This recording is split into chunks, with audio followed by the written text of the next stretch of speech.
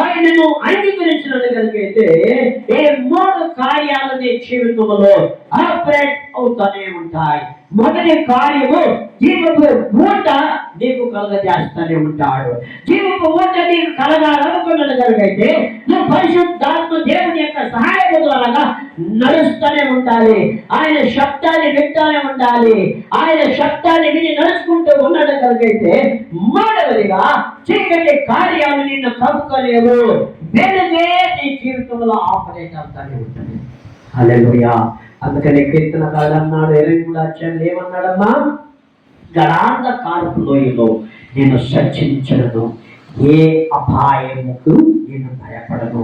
కాబట్టి మరణ ఈరులను పల్లతాకు.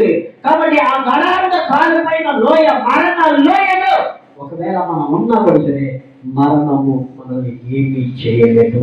మరణానికి సంబంధించిన కార్యాలు నిన్ను నన్ను ఏమీ చేయలేవని చెప్పి దేవుడి ఇక్కడ సెలవిస్తూ ఉన్నా. హల్లెలూయా. దేవుడు మిమ్మల్ని దీవించునుగాక. ప్రార్థన